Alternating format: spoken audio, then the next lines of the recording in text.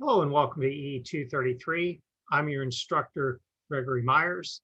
In this video, we're going to take a look at the third set of physics problems that make up this physics demo and this physics driver. We're going to focus on the simply supported beam version 1 through 4. Similar to the projectile 1D and 2D problems, you'll notice that the function signatures essentially escalate in their use of values, variables rather. Initially, we start off accepting no input arguments and returning no output arguments. Then we proceed to accept 3 input arguments, followed by in the version 3, we accept 3 input arguments ByVal, and then 2 by reference. And then lastly, in the fourth example, we are dealing with vectors or arrays of values, and specifically parallel arrays where n is the number of elements in each one of the vectors or arrays. Also, this video assumes that you have the supporting PowerPoint presentation. In this case, we're going to be looking at a simply supported beam. And so let's just jump right on in. So I've already minimized some of the previous functions. You'll want to go back and take a look at the other videos to see how those were done. But in this case, what we're going to do is we're going to focus in on the simply supported beams version 1, 2, 3, and 4. Now, the main difference between each of these is the level of which is done, the level of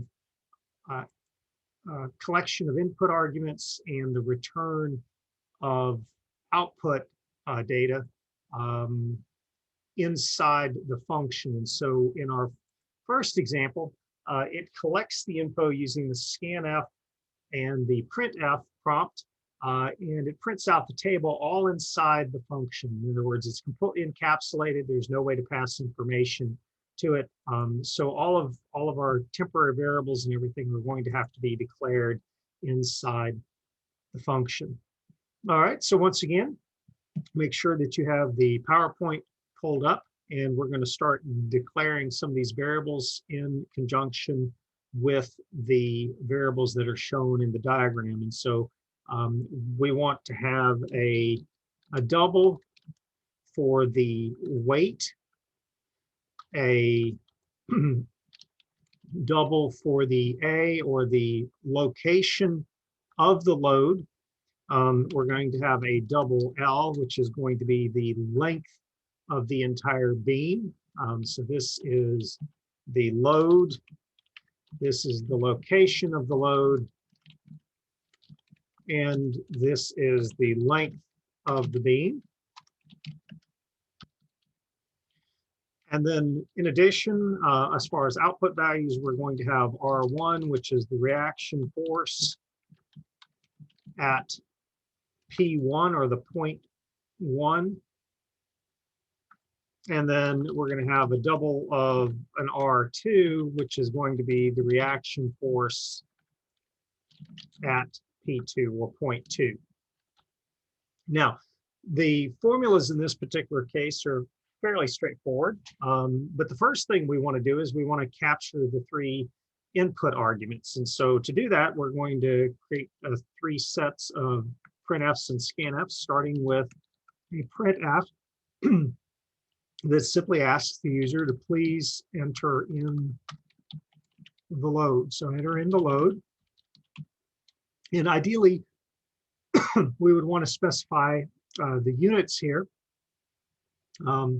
But remember that we're just dealing with numeric values. So essentially, there's going to be no way for C to keep track of what units we're using. So we have to do that.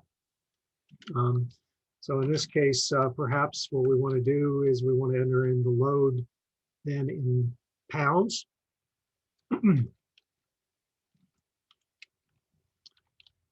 Followed by a scanf, which allows for us using the %LF and ampersand W then to collect the double and then store it in the variable w using the address of w. Now, continuing on with this theme, we're going to have enter in the length of the beam.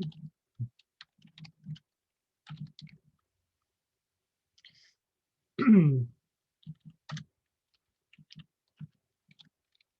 this case, we're going to go ahead and put feet, and we'll use a scanf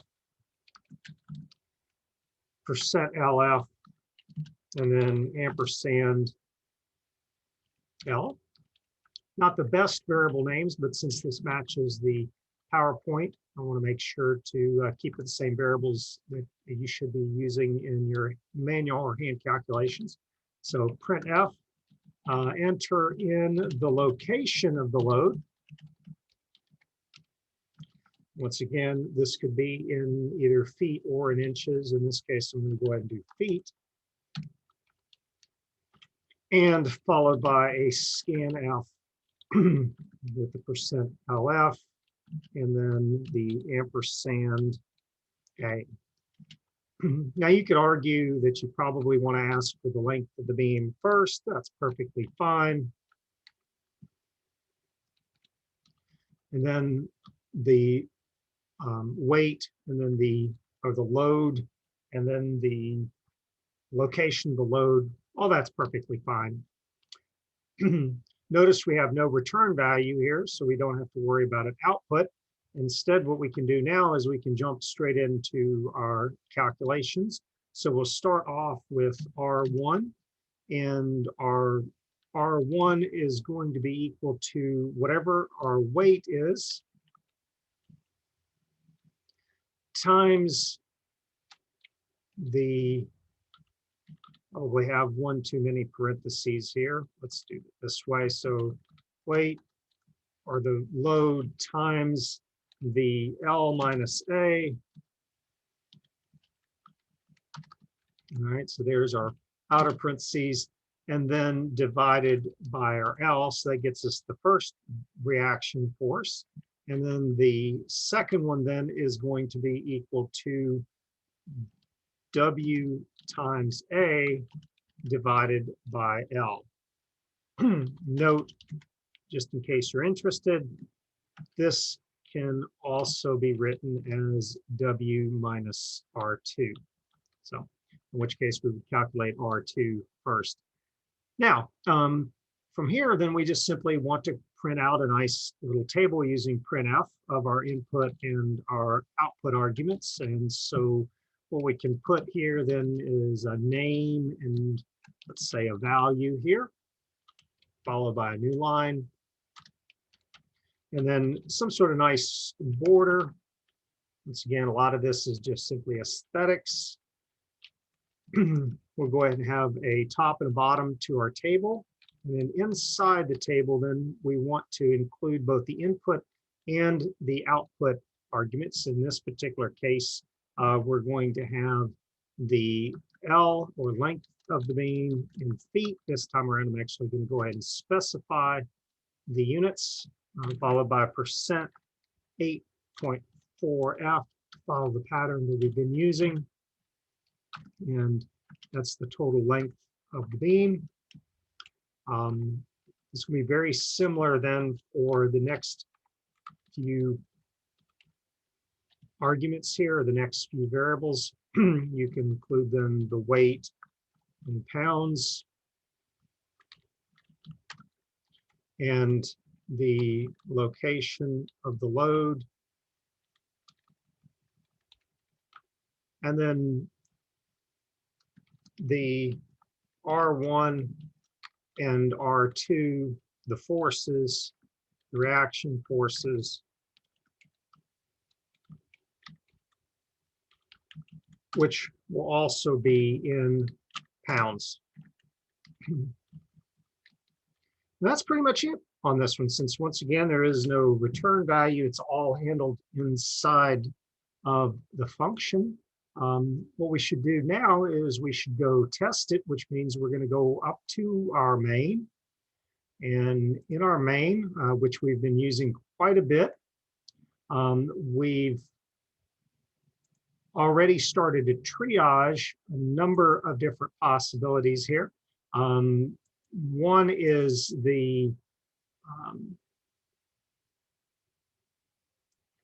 one is when you only have two arguments. I'll go ahead and expand some of these here just so that we can see some of the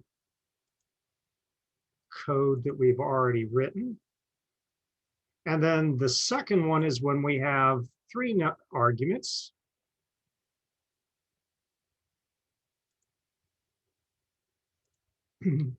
And when we were calling our projectile 1D and 2D problems. But up here, what we want to do is just test the initial function that we've just written here.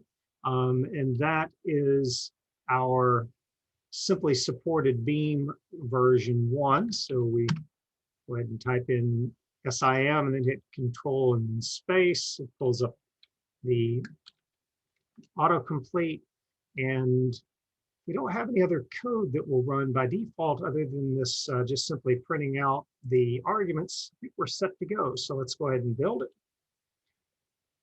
We'll go ahead and open up a command window. CD to our documents, to courses, EE233, to our projects, and specifically to our physics projects. And then CD to the distribution, debug, and NGW folder. And when we run our physics demo, it's going to prompt us for the length of the beam in feet. We're just going to go ahead and put in 10 here. Enter the load in pounds. We're going to put 100.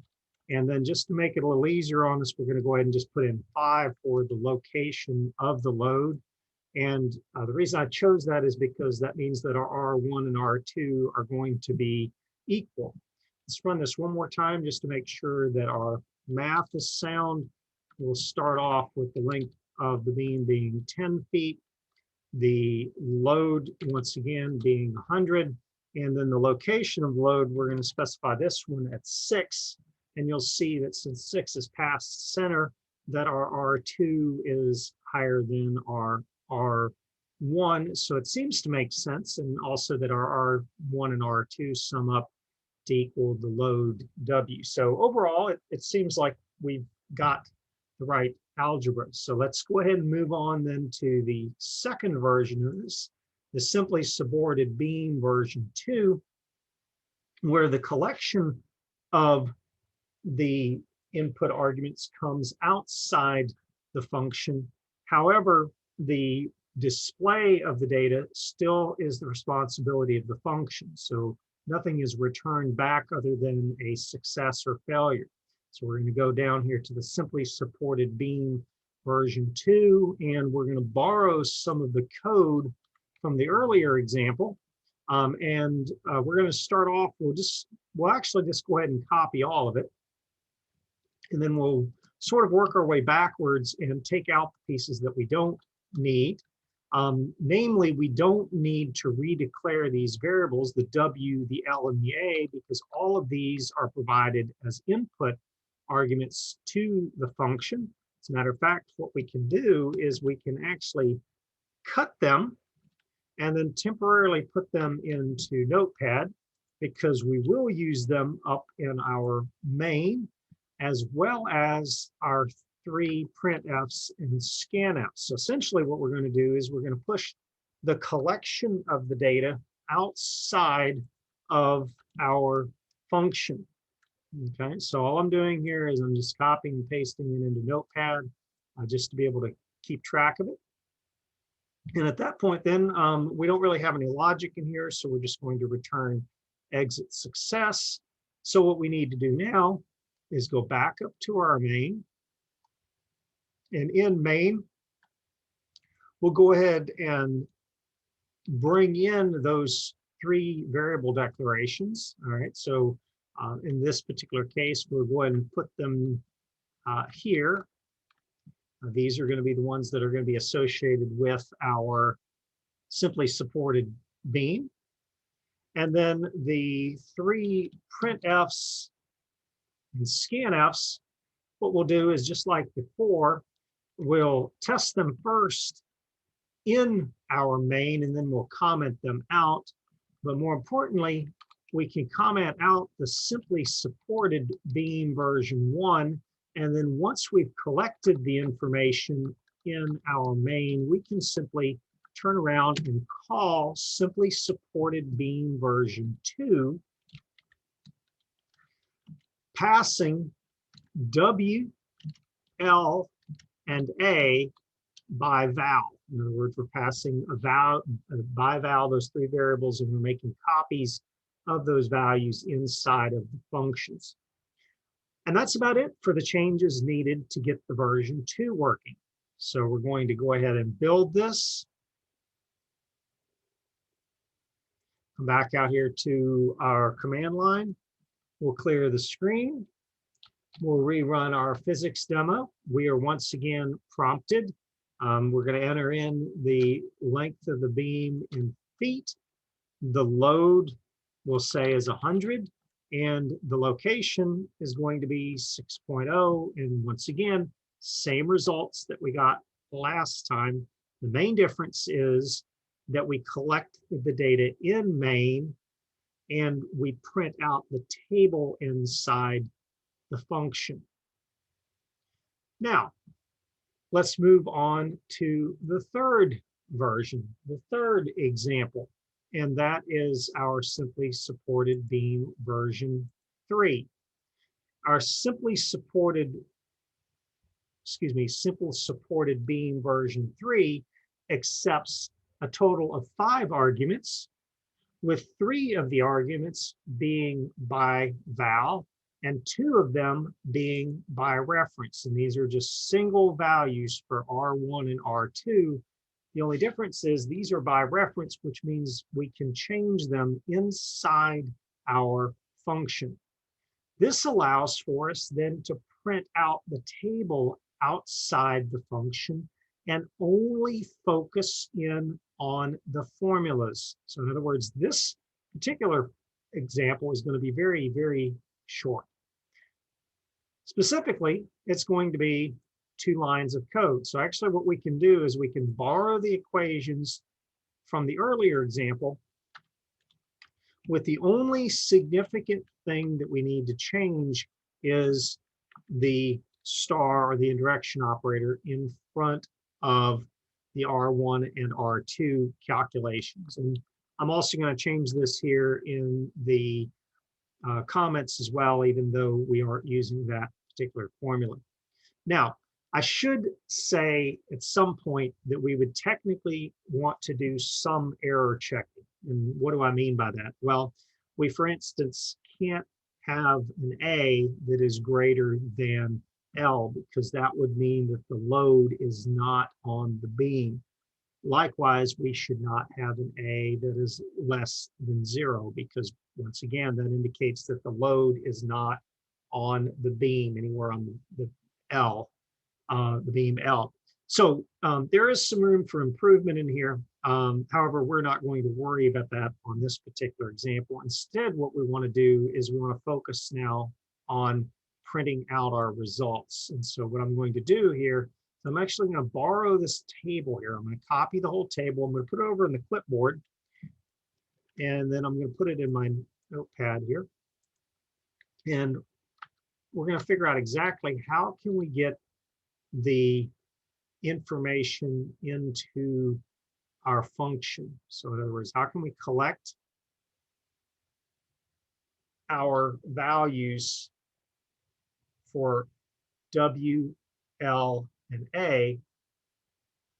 And we know one way to do it is just simply by doing the scanf and the printf in the main. However, what we'd like to do is we'd like to follow the pattern that we did in the other examples, and that instead of collecting this interactively like we did the first time, so in other words, I'm actually going to go ahead and comment this out. Instead, what we'd like to do is we'd like to leverage the command line arguments. And so to do that, we need to think about how many arguments are going to be needed to indicate that we are trying to calculate the simply supported beam. So for the one-dimensional motion, we needed a total of 2 arguments. For two-dimensional motion, we needed 3. And now for the beam, we're going to need a total of 4. Those 4 arguments being the executable itself, the W, the L, and the A. And so what we want to do is we want to collect the information from the arguments in the order that they will be passed to our functions. So what we can do now is we can create another branch of our if, else, if, else. And so what we'll do here is we'll have if arg c is equal to 2, then we're going to call our one-dimensional problem. If arg c is equal to 3, we're going to call our two-dimensional problem.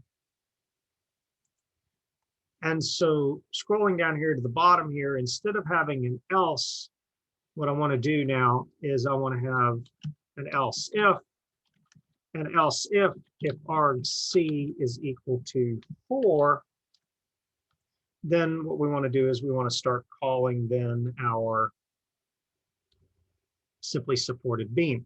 But the first thing that we want to do is we want to capture and convert our arguments using our A to F and turn them then into the variables W, L, and A that we need. So we start off, we say W is equal to A to F of our arg V square brackets 1. Our L is going to be A to F of arg V square brackets 2.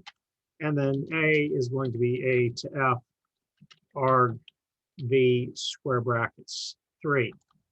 Once we've done that, then it's just simply a matter of passing those values to our function, much like we did up here in the physics 2D example version 3, as well as the physics or the projectile 2D version 3 and the version 2. So in this case, what we want to do is we want to say the simply supported beam. Now we're focusing on version 3. We want to pass ByVal, our W, our L, and our A, and we want to pass by reference or the address of R1 and the address of R2.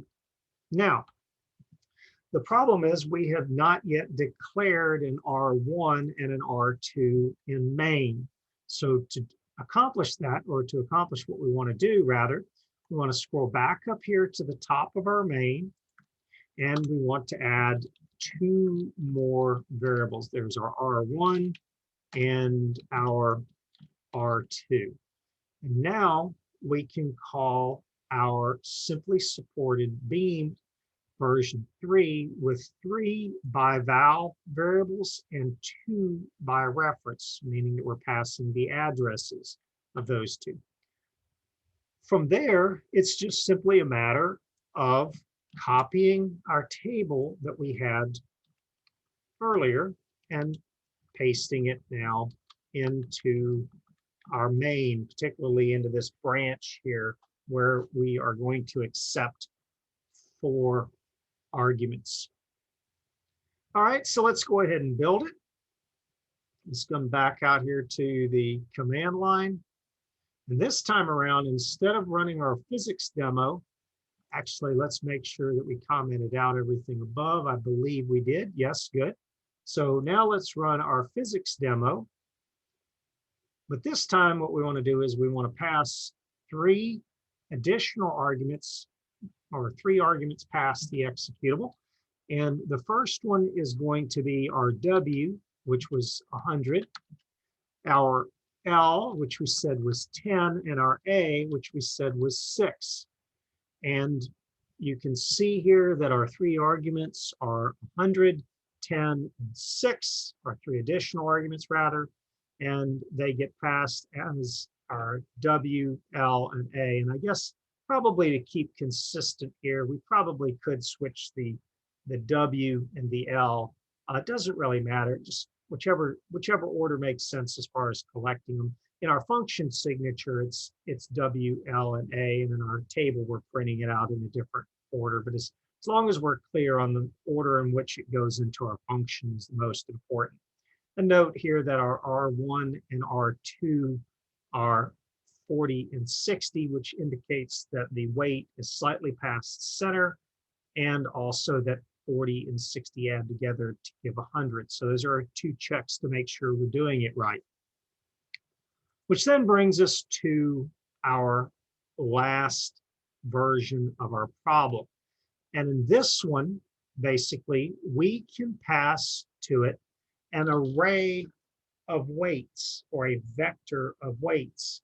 So what that means is that we can have not just one load or one weight, but we can in fact have multiple weights distributed at different locations A. And we can have however many of them we want.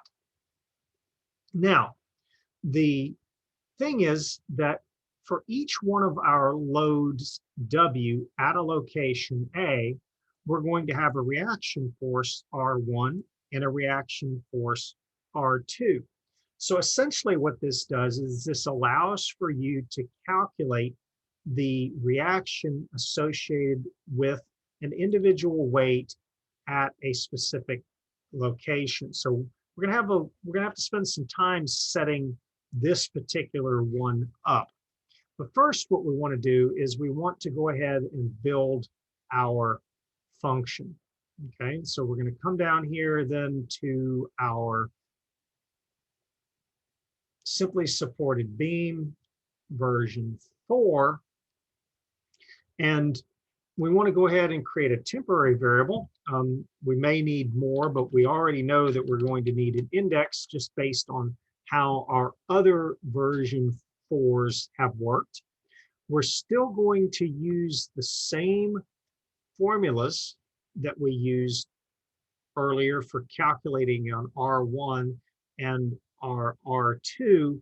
The difference, though, is they are going to be vectors rather than single values. So we're going to start off, we're going to go ahead and build our for loop. So for index equals 0, index less than n, index plus plus.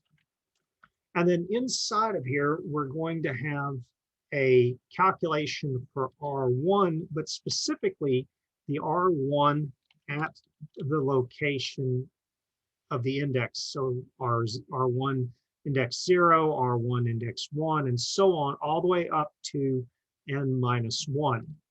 And everywhere there is a vector passed, we want to pull out a specific value of that vector or assign a value to that vector.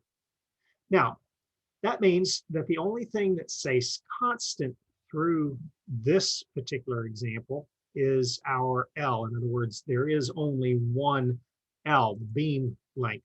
So everywhere we have an L, we simply use L, and everywhere else, we're going to index the values. So to see what I'm talking about, we're going to then have a W square brackets index, and we are going to multiply that times our L minus A square brackets index. And then we're going to divide that by L. Once again, there is only one L. The second equation, not going to be much different than the first one, in that you are simply going to once again index your W. You're going to index the A, and you're going to divide by the L. There is no collection of input inside of this function, and there is no printing of the output inside of this function. Instead, all of this is going to be managed in our main. So it's once again time to scroll up to the top. And for our fourth version of our simply supported beam, went a little bit too far here.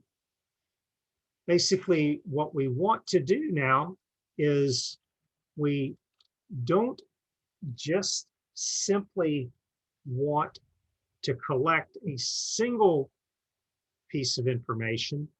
Instead, what we're going to do is we're going to need to collect an entire vector. Okay, so we're going to go ahead and create a W that is actually an array, a L that is an array, or excuse me, an L that's a single value, and then an A that is an array. And then we are ultimately going to calculate a vector R1 and a vector R2. Now, in this particular case, I'm not going to go into how to capture that information from the command line. There is actually a way to go about doing that, and we may do that in a future video. But instead, what I'm going to do is I'm going to jump back out here. I'm going to borrow this table for just a second, and I'm going to jump back out here, and I'm going to go ahead and build a new table where I'm using, instead of single values for WA, R1, and R2, I'm going to use vectors. And so we're going to create a couple of more variables here, a double, we're going to call this a W array. We're going to make it 11, just seems like a nice number. A double of A array, double R1 array, and a double R2 array. Once again, there's no need for an L because it is a fixed length. It does not change. Now, what we're going to do before we pass these values not to our simply supported beam version 3, but rather to our simply supported beam version 4, we're going to have to pass to it the W array, the L, and the A array. And we're going to also pass to it our R1 array and our R2 array. We have to initialize our W array and our A array. And I would like to do a constant load spread out over a even interval. So in other words, I want to take those 11 points and come up with 10 evenly spaced intervals to which I can locate then a point load W. So the first thing that I want to do is I want to create my load. So I'm going to start off for index equals to 0, index less than n, index plus plus. And what I'm going to do is I'm simply going to say my W array is going to be equal to, or square brackets rather, index is going to be equal to, in this case, I'm going to assign 100 pounds for each point. Okay, so 100 pounds for each point, whereas the first example was 100 pounds at a single location. This is now going to be 100 pounds at multiple locations. In addition, what I want to do is I want to calculate the location A at which I'm going to locate each one of those loads. So it's going to be A underscore array index is going to be equal to. Now, what we want to do here is we want to evenly space out the values. And one way to do this is to create a temporary variable. I'm going to go back up and add this to the top in just a second. It's going to be a double, and we're going to call it A delta. And A delta is simply going to be equal to L divided by N minus 1, where N is the number of data points. In this case, it's going to result in 10 segments. So we're going to take our length L and we're going to divide by 10, which means then the location of each load W is going to be at some multiple of A delta. So to accomplish this, we simply say index times A delta. So when index is equal to 0, that means that the value of the A array at 0 is going to be 0. The last thing that we need to do is we also need to specify an L. And so I'm going to hard code this particular example. I'm just going to say that L is 10 to match our previous example. So I'm going to go ahead and move this last variable declaration up here to the top. We're going to include it down here with the arrays because we technically need it for these calculations. But it is obviously a scalar or a singular value. Now, once we've done that, we can make a call to our simply supported Beam version 4. And then in the table, instead of specifying a single value for W, and a single value for A, and a single value for R1 and R2, what we can do now is we can actually calculate what the total weight would be and the total load. Now, we'll come back to that in just a second, but what I'd like to do first is I'd like to build another loop. So for index equal to 0, index less than n, index plus plus. And my intentions are that I want to print out a nice table that shows me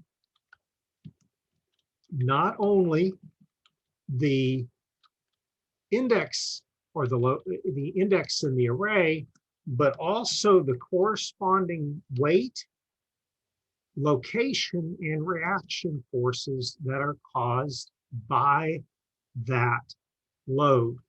So just like we did before, I'm going to start this off here with index, and then we're going to tab over just a little bit. Our L, of course, stays constant. Our W, our A, I believe we specified W first, so we'll keep that consistent. A, R1, and R2. And of course, followed by a new line. We'll see how much we have to play around with the tabbing here in just a little bit. Once again, a little bit of a cheat.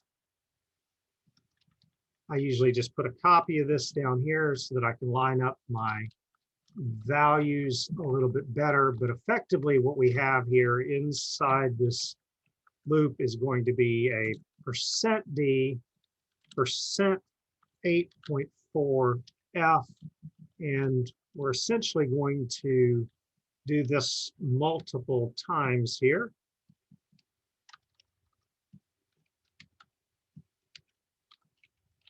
And we're going to put in here an index. I'm going to go ahead and bring this down to the next line here just so we can see this a little bit better. There is going to be the index, The W is going to be the W array square brackets index that gives us the value at that location in the weight array. The L is a constant. We have our A array square brackets index. We have our R1 array square brackets index, and then our R2 array square brackets index. Now, one little minor sort of, I guess you could say a nice little touch I want to do here, in addition to printing out these values, I actually want to go back and I want to leverage our W, R1, and R2 variables. And what I'm going to do here now, a little bit of a side note, is I'm going to initialize them. First, I'm going to initialize my weight as 0 up here.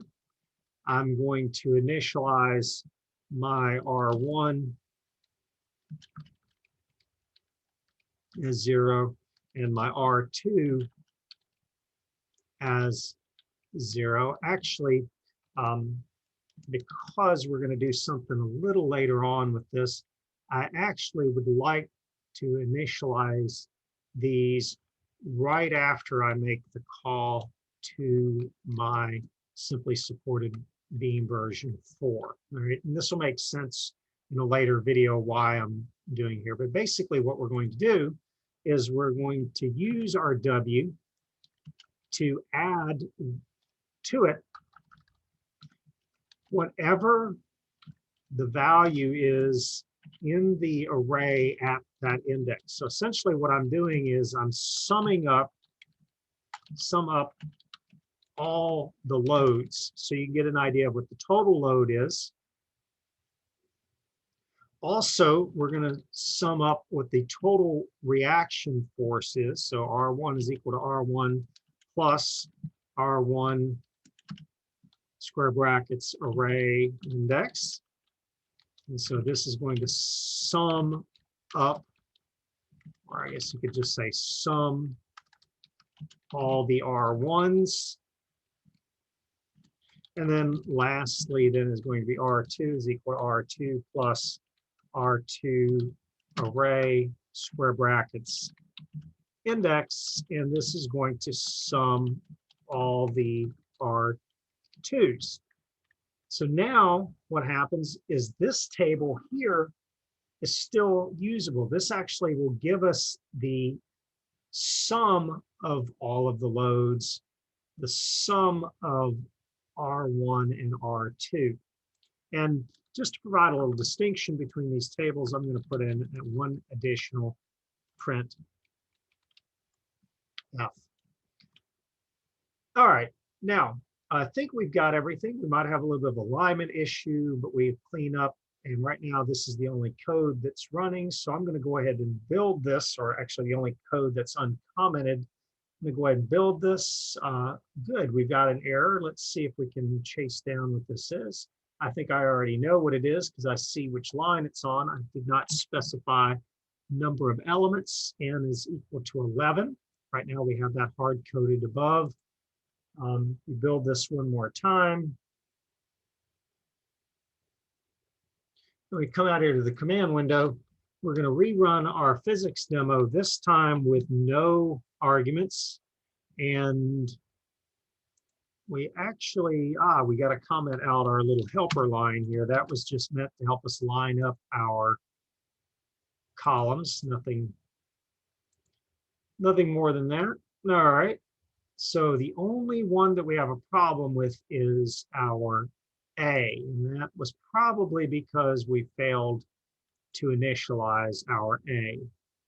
Yes, as a matter of fact, I don't really have the equivalent here to print out a singular A. If anything, that's going to be in the table. All right, and so by the way, that's a good example of showing you what a variable looks like when it's not initialized. It's basically garbage. All right, so other than perhaps a little bit of cleanup here, you can see that a load placed at, let's clean this up just a little bit here so we can read it a little better. Let's shift over our L. Yeah, let's just clean this up just a tiny little bit here. And we could probably stand to make this just a little longer.